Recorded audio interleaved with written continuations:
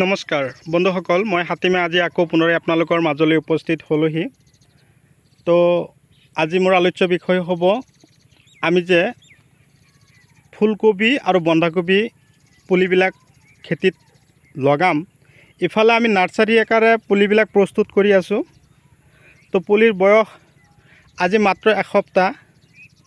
তো সেই পুলিবিলাক যেতিয়া ধৰক 25 পৰা 27 দিন বয়স হৈ যাব, আমি এইটো খেতিতে লগাম। তাৰ কাৰণে আজি কি কৰা হৈ আছে, খেতিত গোবৰ সাৰ সিঁচা হৈ আছে। আমাৰ খাৰুপেটীয়া এৰিয়াত আমি যে খেতি কৰোঁ, আমি খেতিত গোবৰ সাৰ কিমান দিওঁ আপোনালোকক এইটো ভিডিঅ'ৰ মাজেদি জনাই আছোঁ। কথা হ'ল, আপোনালোকে যদি মোৰ চেনেলৰ নতুন ভিউৱাৰ্ছ হিচাপে আছে তেনেহ'লে মোৰ চেনেলটো ছাবস্ক্ৰাইব কৰি দিব আৰু কাষত থকা বেল ঘণ্টিটো লাহেকৈ বজাই দিব। আৰু যদি মোৰ ভিডিঅ'টো আপোনালোকে ফেচবুক পেজত চাই আছে তেনেহ'লে মোৰ পেজটো ফ'ল' কৰিব, যাতে এনেকুৱা ধৰণৰ জৈৱিক, ৰাসায়নিক আৰু বৈজ্ঞানিক পদ্ধতিমতে কৰা খেতিৰ ভিডিঅ' নটিফিকেশ্যন অলৰেডি আপোনালোকে পাই থাকে আৰু সেইমতে খেতি কৰি আপোনালোকেও আগুৱাই গৈ থাকে। তো কথা হ'ল, আমি যে খেতিবিলাক বা খেতিটো কৰি আছোঁ, যিকোনো খেতি কৰাৰ আগমুহূৰ্তত আমি এই পদ্ধতিমতে গোবৰ সাৰ আগতীয়াকৈ সিঁচি লওঁ।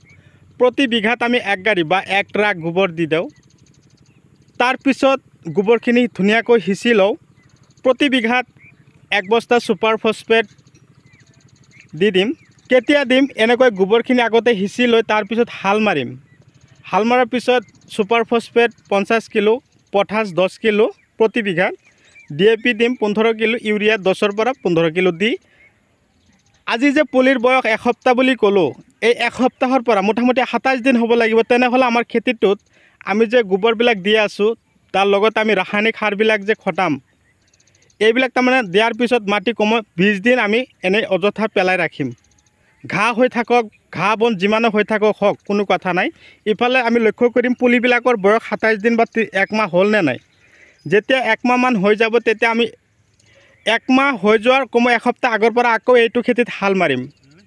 কিন্তু কথা হ'ল কি, এইটো খেতিত আমি যেতিয়া লগোৱাৰ আগমুহূৰ্তত আমি কি কৰিম, পুলিবিলাক 18 ইঞ্চি বাই 17 ইঞ্চি বা 17 ইঞ্চি বাই 18 ইঞ্চি এনেকৈ ডিষ্টেঞ্চ মতে যে আমি পুলিবিলাক লগাম।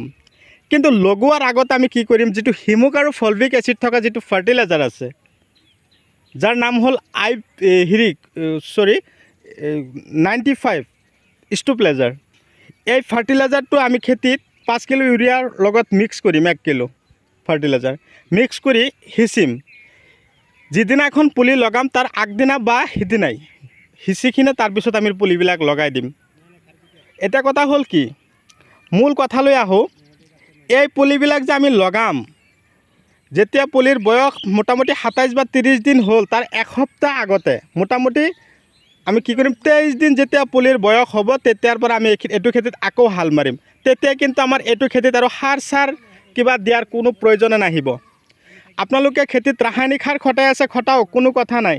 কিন্তু আপোনালোকে ৰাসায়নিক সাৰ, আজি গোবৰ দিছে, কালি ৰাসায়নিক সাৰ খটাইছে, তাৰ পিছদিনাখন পুলি লগাইছে বা ৰুইছে, কিন্তু সেই পদ্ধতিমতে যদি আপোনালোকে পুলিবিলাক ৰুইছে তেনেহ'লে কিন্তু সৰ্বনাশ। তেনেহ'লে আপোনালোকে এটা পুলি বচাব নোৱাৰিব, চব পুলি গেলি যাব।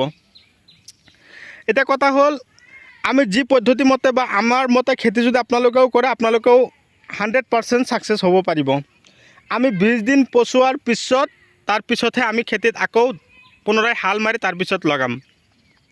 কিন্তু ৰাসায়নিক সাৰ সহকাৰ আমি খটাই দিলোঁ। ইফালে পুলিবিলাক যে আপোনালোকে লগাব, ধৰক শ্ৰীৰামৰ 456 আছে, তাৰপিছত চিনজেণ্ডা কোম্পানীৰ 1522 আছে, এইবিলাক পুলিহে আমি লগাম। এতিয়া আৰু এটা ফুলকবিৰ গুটি আমাৰ মাজত আহি পাইছে, সেইটো হ'ল ছুপাৰ মায়া। যদি আপোনালোকে ভাবিছে সেইটো গুটি আপোনালোকে পচাব পাৰে, কোনো কথা নাই। কিন্তু কথা হ'ল, আমি কেৱল গুটি পচালোঁ, গুটিৰ পৰা পুলিবিলাক ডাঙৰ কৰিলোঁ, কিন্তু খেতি কৰাৰ আগমুহূৰ্তত কেনেকুৱা পদ্ধতিমতে আমি গোবৰ সাৰ দিম সেইটো যদি নাজানো, ৰাসায়নিক সাৰ কিমানকৈ খটাব লাগিব সেইবিলাকো যদি আমি নাজানো, তেনেহ'লে খেতি নকৰাটোৱে ভাল হ'ব। তাৰ কাৰণ সংগনে আমি কি কৰি থাকোঁ, এই ভুল তথ্যমতে খেতি কৰি থাকোঁ, সেইটো কিন্তু ৰং হ'বই আৰু পুলিবিলাক পচি যোৱাৰ সম্ভাৱনা থাকিবই। ভিডিঅ' চাই কেনে পালে, আজি কিন্তু ডাইৰেক্টলি মই পুলি কেনেকৈ লগাব লাগে সেইটো কোৱা নাই, কিন্তু এইয়া 25 বা 22 দিন বা 24 দিন পিছত যে আমি পুলিবিলাক লগাম, এসপ্তাহ আগতে আমি ৰেডি কৰিম, এতিয়া 20 দিন পেলাই ৰাখিম, 23 দিন হোৱাৰ পিছত আমি যে আকৌ হাল মাৰি লগাম। কিন্তু পুলিবিলাক লগোৱাৰ পিছত এসপ্তাহ পিছত আপোনালোকে ইনচেক্টিচাইড যিটো আছে, ফাংগিচাইড যিটো আছে, এইবিলাক ঔষধ আপোনালোকে পুলিবিলাক লগোৱাৰ লগে লগে ৰেডি ৰাখিব লাগিব। তাৰ কাৰণ এতিয়া কিন্তু সঘনাই বৰষুণ হৈ আছে। যদি ৰাতিপুৱা বৰষুণ হৈছে, আবেলি সময়ত পূৰা ৰ'দ দিছে। এনেকুৱা ৰ'দ বৰষুণৰ ফলত নানান ধৰণৰ সমস্যাত আমি পৰিছোঁ। ৰ'দৰ টেম্পাৰেচাৰ দিনক দিনে বৃদ্ধি পাই আছে। তাৰ ফলত আমাৰ খেতি বাতিৰ ওপৰত নানান ধৰণৰ সমস্যাৰ সৃষ্টি হৈ আছে। কেতিয়াবা গেলি গৈ আছে, কেতিয়াবা পোকে আক্ৰমণ কৰিছে। তাৰ কাৰণে আপোনালোকক মই উন্নত কেইটামান মেডিচিনৰ কথা ক'ম বাৰু, পিছৰ ভিডিঅ'লৈ পঠিয়াই দিম। কিন্তু তাৰ আগতে কৈছোঁ কি, আপোনালোকে বিশেষকৈ ইনচেক্টিচাইড আৰু ফাংগিচাইড এই দুটা ঔষধ আপোনালোকৰ হাতত মজুত ৰাখিব। ৰাখিখিনি আপোনালোকে খেতিত পুলিবিলাক লগাব। ভিডিঅ' চাই কেনে পালে কমেণ্ট কৰিবলৈ নাপাহৰিব। বেলেগক চাবৰ কাৰণে সুবিধাৰ্থে আপোনালোকে যিমান পাৰে মোৰ ভিডিঅ'টো শ্বেয়াৰ কৰিব। আপোনালোকৰ এটা শ্বেয়াৰৰ কাৰণে যাতে আমাৰ উজনিত, নামনিত সকলো দাদা বাইদেৱে যাতে এনেকুৱা ধৰণৰ খেতিৰ ওপৰত মনোযোগী, আগ্ৰহী, আকৰ্ষিত হয়, মই তাকে কামনা কৰি আজিৰ ভিডিঅ' মই এইখিনিতে অন্ত মাৰিছোঁ। পৰৱৰ্তী ভিডিঅ'ত পুনৰাই লগ পাম। ধন্যবাদ।